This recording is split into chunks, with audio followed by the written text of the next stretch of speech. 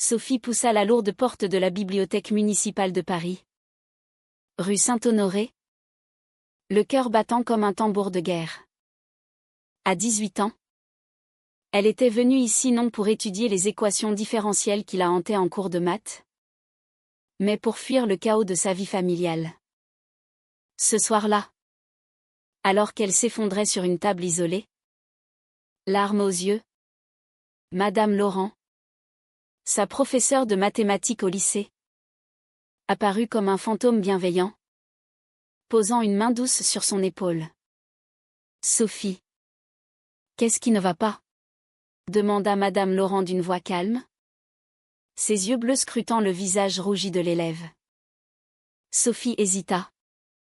Mais les mots jaillirent comme un torrent. Ses parents, conservateurs et catholiques pratiquants, venaient de découvrir son journal intime, révélant son attirance pour les filles. Ils disent que c'est une phase, une maladie, qu'il faut que je prie pour guérir. Sanglota-t-elle. Madame Laurent s'assit en face d'elle, écoutant sans jugement, son alliance brillant sous la lampe de lecture. La professeure. Émilie Laurent. 35 ans. Mariée depuis 10 ans à un ingénieur stable. Menait une vie en apparence parfaite, un appartement haussmannien dans le Marais. Des dîners avec des amis hétérosexuels. Et une carrière exemplaire. Pourtant, ce soir-là, face à Sophie, quelque chose craqua en elle. « Je sais ce que c'est que de se cacher », murmura-t-elle enfin, après un long silence. Sophie leva les yeux, stupéfaite. Émilie raconta, d'une voix tremblante, comment à l'université, elle avait aimé une femme en secret. Un amour étouffé par la peur de la société et de sa famille bourgeoise. J'ai choisi la sécurité. Le mariage. Mais ça m'a coûté mon âme. Cette confession changea tout. Sophie, qui avait toujours admiré Émilie pour sa rigueur mathématique et sa beauté discrète, sentit une connexion profonde naître. Elles parlèrent des heures, Émilie partageant des livres sur l'identité queer qu'elle gardait cachés, Sophie avouant ses peurs les plus intimes. À la fermeture de la bibliothèque, elles se séparèrent avec une promesse, se revoir discrètement pour en discuter plus. Mais déjà, Sophie sentait son monde basculer. Cette professeure qu'elle croyait hétéro-inflexible était un miroir de ses propres luttes. Les jours suivants, Sophie évita ses parents, prétextant des révisions intensives.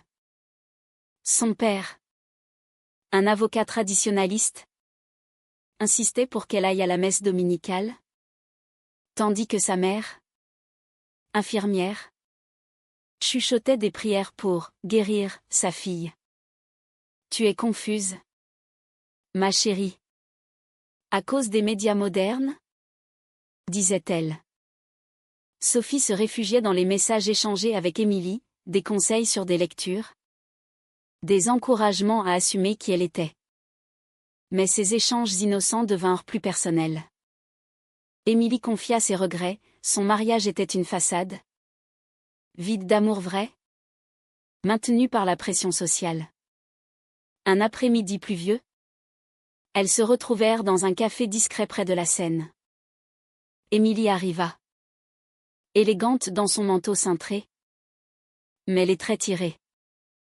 Mon mari soupçonne quelque chose, avoua-t-elle.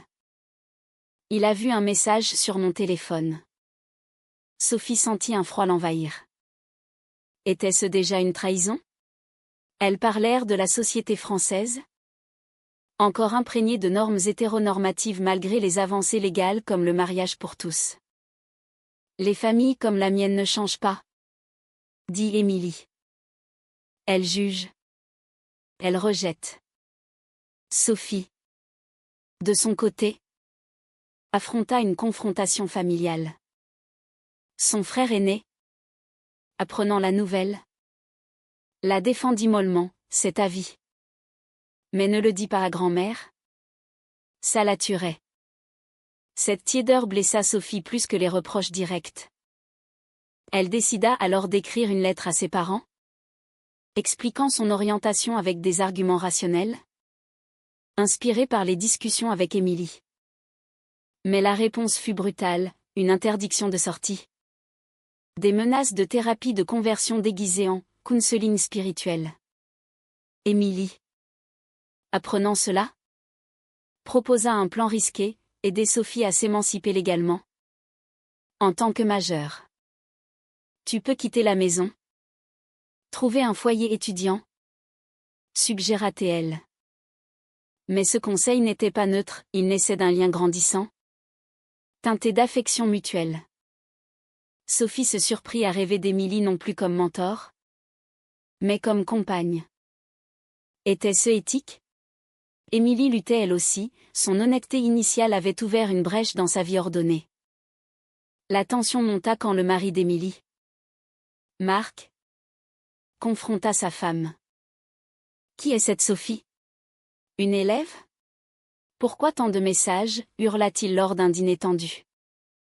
Émilie nia tout romantisme, mais admit aider une jeune en détresse.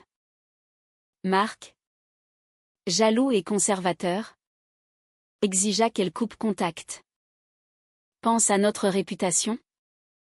À nos amis. Émilie obéit en surface. Mais continua en secret, se sentant vivante pour la première fois depuis des années. Sophie, isolée, commis une erreur, elle confia à une amie du lycée, pensant trouver du soutien. L'amie, influencée par des ragots homophobes, répandit la rumeur. Bientôt, le lycée bruissait de Whisper, Sophie est lesbienne, et elle traîne avec Madame Laurent. Émilie fut convoquée par la directrice, qui l'a mis en garde, pas de scandale. Émilie, vous êtes une professeure mariée. Le prix de l'honnêteté commençait à se faire sentir. Les semaines suivantes furent un tourbillon de secrets et de mensonges. Sophie, sous le toit familial oppressant, simula une conversion, elle alla à l'église. Promit de réfléchir. Intérieurement, elle bouillonnait. Ses appels nocturnes à Émilie devinrent son encre. Je ne peux plus vivre comme ça, confia Émilie un soir. Sa voix brisée. Mon mariage est une prison. Sophie, le cœur serré, répondit, alors sorant. Pour toi. Pour nous. Ce « nous » plana comme une bombe. Émilie raccrocha. Paniquée. Était-ce de l'amour naissant? À 35 ans, elle avait enterré ses désirs pour une vie conforme. Sophie, jeune et impulsive, la poussait à affronter la vérité. Le lendemain, Émilie demanda le divorce à Marc. Je ne t'aime plus, dit-elle simplement. Marc explosa, accusation d'infidélité, menace de ruiner sa carrière. Tu vas le regretter, cria-t-il en claquant la porte. Sophie, apprenant la nouvelle, jubila secrètement. Mais la culpabilité la rongeait. Avait-elle manipulé Émilie? Ses parents, sentant son détachement, intensifièrent la pression. Rendez-vous chez un psychologue, spécialisé en troubles identitaires. Le thérapeute, un homme âgé aux idées datées, parla de « choix déviants influencés par la société permissive ». Sophie quitta la séance en larmes, courant vers Émilie. Elles se retrouvèrent dans un parc sous la tour Eiffel, symbole ironique de romance parisienne. J'ai peur, avoua Émilie, serrant Sophie dans ses bras pour la première fois. Ce geste, innocent mais chargé, c'est là leur lien. Elles parlèrent des mœurs françaises, le Pacs, le mariage gay légal depuis 2013, mais les préjugés persistants dans les cercles bourgeois. Ma famille me reniera, prédit Émilie. Sophie, Forte de sa jeunesse, répliqua, mieux vaut la vérité que le mensonge. Mais la société riposta. Au lycée, les rumeurs enflèrent, des élèves harcelèrent Sophie, l'appelant la lesbienne de service. Un professeur conservateur signala Émilie aux autorités éducatives pour comportement inapproprié avec une élève. Émilie fut suspendue temporairement, en attente d'enquête. C'est injuste, ragea Sophie. Émilie, stoïque, répondit, c'est le prix de l'authenticité. Chez Sophie, la crise culmina. Son père découvrit les appels. Tu vois une prof mariée? C'est du grooming, hurla-t-il, appelant la police. Sophie nia tout, mais fut consignée. Elle s'enfuit une nuit, sac à dos en bandoulière, vers l'appartement d'Émilie. Aide-moi, supplia-t-elle à la porte. Émilie l'accueillit. Mais le dilemme moral la tortura. Était-ce éthique d'héberger une élève? Marc, furieux, contacta les parents de Sophie. Une alliance improbable se forma, les deux familles unies contre cette perversion. Marc menaça de révéler tout aux médias locaux. Émilie, face à cela, choisit de se défendre, elle engagea un avocat, arguant que son aide était purement mentorale. Mais intérieurement, elle admettait l'amour grandissant.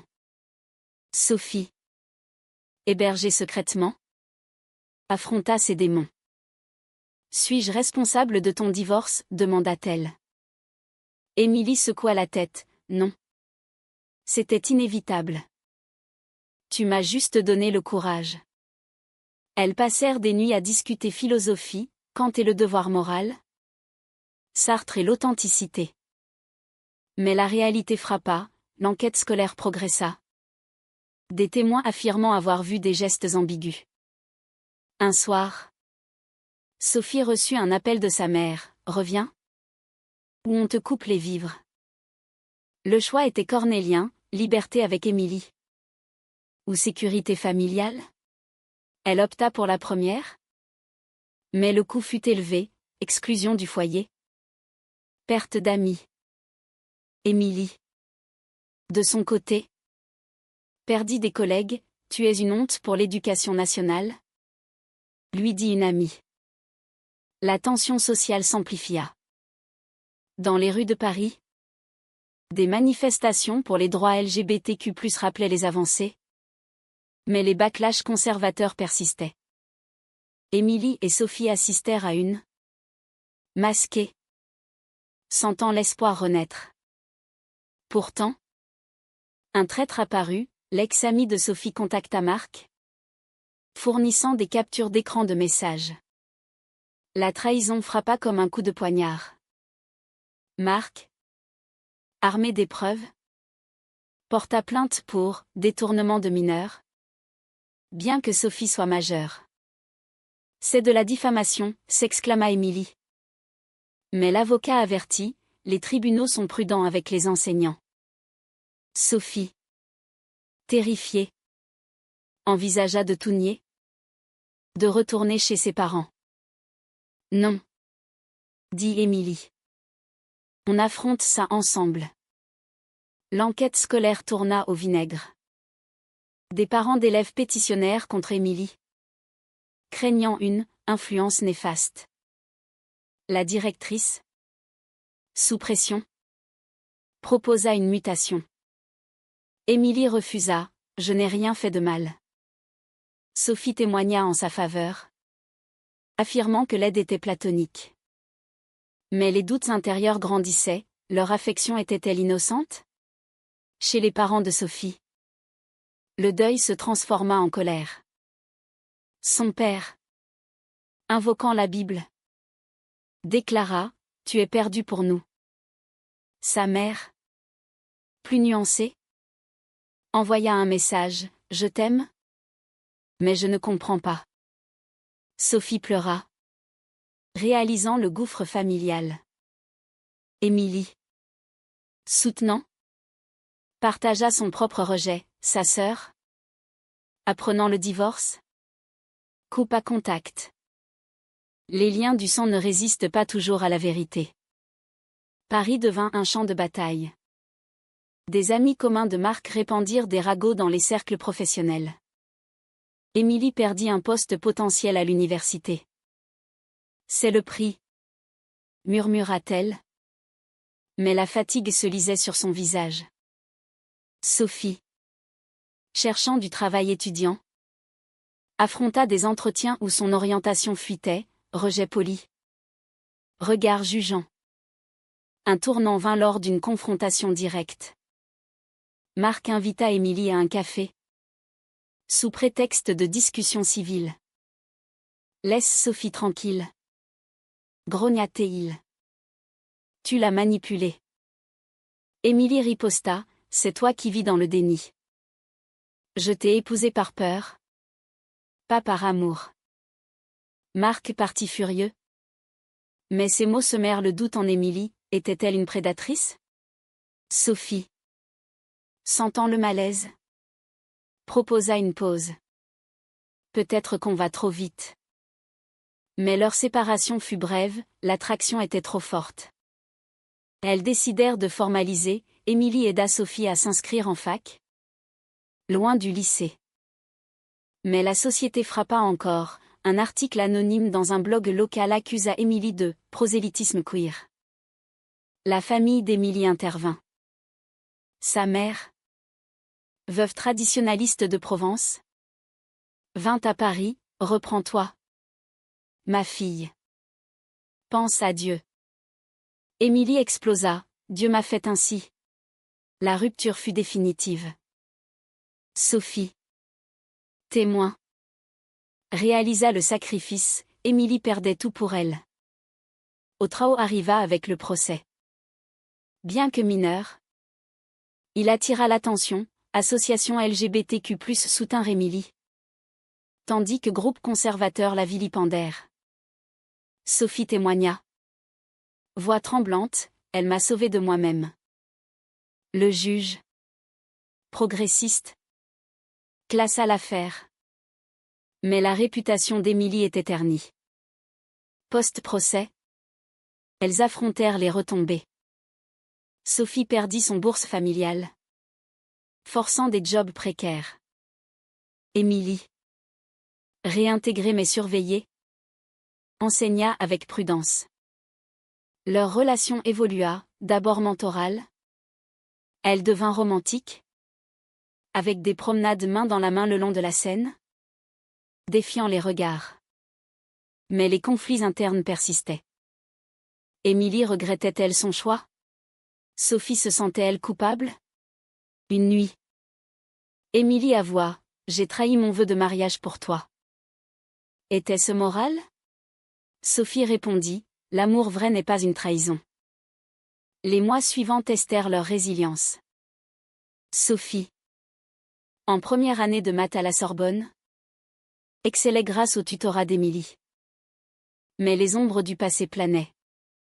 Des anciens élèves harcelaient Sophie en ligne, messages haineux, photos volées. Elle bloqua. Mais la paranoïa s'installa. La société nous hait, dit-elle. Émilie, divorcée officiellement, affronta la solitude. Ses amis hétéros s'éloignèrent, invitation déclinée. Silence gêné. Tu as changé, lui dit une ex-collègue. Émilie répliqua, non. J'ai révélé qui j'étais. Elle rejoignit un groupe de soutien lesbien, trouvant solidarité. Mais aussi jugement, quitter un mariage pour une jeune? C'est cliché. Une crise majeure survint quand les parents de Sophie tentèrent une réconciliation forcée. Ils invitèrent Sophie à un dîner familial, avec un prêtre présent. Repens-toi, implora le père. Sophie, forte, refusa, j'aime une femme. Et c'est bien. Le prêtre parla de péché. Mais Sophie quitta la table. Cœur brisé mais tête haute. Émilie, Apprenant cela, proposa de cohabiter officiellement. Vivons notre vérité. Sophie accepta. Mais le déménagement fut chaotique, Marc envoya des affaires d'Émilie avec une note venimeuse. Les voisins, dans l'immeuble bourgeois, chuchotaient. Une pétition circula même pour « préserver la moralité ». Les motins aussi culminèrent lors d'une conférence sur l'éducation inclusive. Émilie y parla, défendant les droits queer. Un opposant l'attaqua, « Vous corrompez la jeunesse ». Émilie répondit avec éloquence, « J'enseigne la vérité. Pas la haine. » Sophie, dans le public, applaudit. Mais intérieurement, elle doutait, leur amour valait-il ses blessures? Une trahison interne émergea. Sophie, stressée, flirta innocemment avec une camarade de fac, cherchant validation. Émilie le découvrit, confrontation larmoyante. « Je t'ai tout sacrifié », cria Émilie. Sophie s'excusa, « J'ai peur de te perdre. » Elles se réconcilièrent. Mais la confiance était ébranlée. La société évolua légèrement, une loi renforçant les protections antidiscrimination passa, inspirant espoir. Mais personnellement, les coups s'accumulaient. Émilie perdit une promotion, Sophie échoua un examen. Distraite. Un moment de vérité vint lors d'une visite surprise de la mère de Sophie. « Je veux comprendre », dit-elle. Sophie et Émilie expliquèrent leur histoire. La mère pleura, « J'ai eu tort. » Une fragile réconciliation naquit. Mais le père resta distant. Émilie, réfléchissant, écrivit un journal, sur les choix. Les regrets. Ai-je bien fait, se demanda-t-elle. Sophie, lisant en secret, fut touchée. L'apogée approcha avec un événement inattendu, Marc, remarié, contacta Émilie pour des excuses tardives. J'étais jaloux. Pas homophobe, dit-il. Émilie pardonna, fermant un chapitre. Cela libéra Sophie, plus de culpabilité. Elles voyagèrent en Provence, chez des amis queer, trouvant communauté. Mais un accident testa tout, Sophie, en vélo, fut heurtée par une voiture. À l'hôpital, Émilie veilla, déclarant « Tu es ma vie ». Sophie guérit. Mais l'incident révéla leur vulnérabilité. De retour à Paris, elles affrontèrent un ultime conflit, la grand-mère d'Émilie mourut, laissant un héritage conditionnel à une vie morale. Émilie refusa, « L'argent ne vaut pas mon âme ». Sophie admira ce sacrifice. Leur relation s'approfondit, projet commun, comme un blog sur les luttes lesbiennes. Mais les dommages persistaient, cicatrices émotionnelles, perte sociale. Enfin, après des années de bataille, elles trouvèrent une paix fragile. Sophie diplômée, Émilie promue malgré tout. Elles marchèrent dans Paris, main dans la main, défiant le monde.